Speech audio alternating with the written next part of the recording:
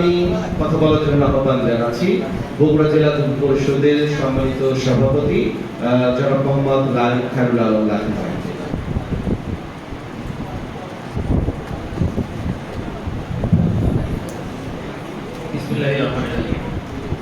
বিদায়ী সংবর্ধনা অনুষ্ঠানের আজকের সম্মানিত সভাপতি জনাব মুসাদ্দিক হোসেন, তারই মাধ্যমে আজকে আমরা এখানে সমবেত হয়েছি এবং আমাদের যে সুদীপ কুমার চক্রবর্তী একটি নাম নয়, একটি উজ্জ্বল নক্ষত্র, যিনি ইতিমধ্যে তার কার্যক্রম দ্বারা আমরা এটি বুঝতে পেরেছি।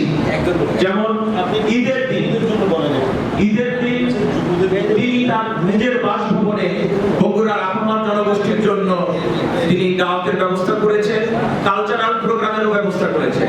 যে ঈদের দিনটিও তিনি আমাদেরকে একটি সুন্দরভাবে উপহার দিয়েছেন, যেটি আমরা দেখেছি যে তার চৌকস টিমের মাধ্যমে তিনি বগুড়ার নিরাপত্তা চাদরে আবৃত করে রেখেছিলেন আমাদেরকে। বগুড়া একটি অত্যন্ত রাজনৈতিক সেন্সিটিভপূর্ণ জায়গা, যে জায়গাটিতে আমাদের এই যুব সমাজ তাদের অর্থনৈতিক সমৃদ্ধতা অর্জনে কাজ করে যাচ্ছে।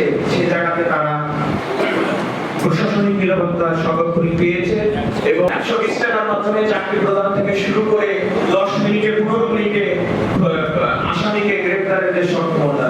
অপরাধ আসলে পৃথিবীর সব জায়গাতেই হতেই পারে, অপরাধ ঠেকাতে কোনো পুলিশ হয়তো পারবে না।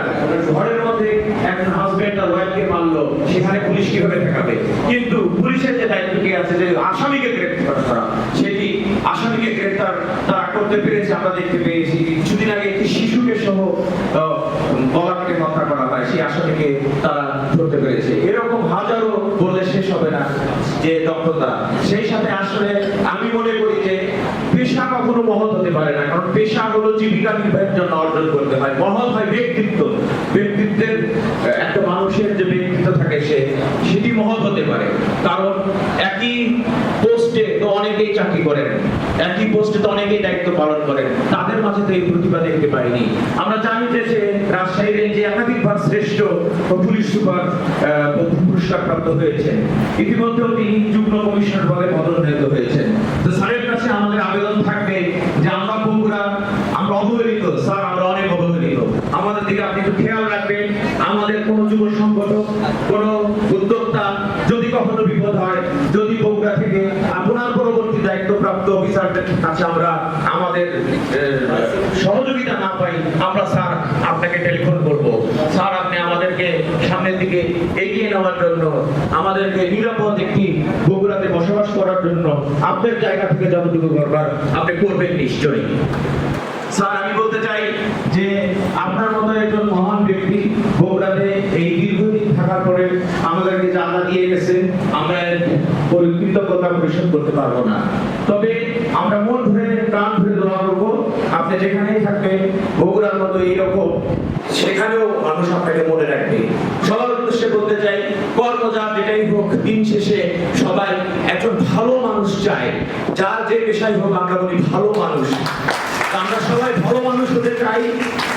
বঙ্গবন্ধুর বাংলাদেশে এই স্মার্ট ডিজিটাল বাংলাদেশে আমরা যেন একজন রূপকার হতে পারি, আমরা যেন অর্থনৈতিক সক্ষমতা অর্জনের পাশাপাশি অসাম্প্রদায়িকতার বিরুদ্ধে কাজ করতে পারি, আমরা যেন মাদক সন্ত্রাস জঙ্গির বিরুদ্ধে একটি অপ্রতিরোধ লড়াই করতে পারি।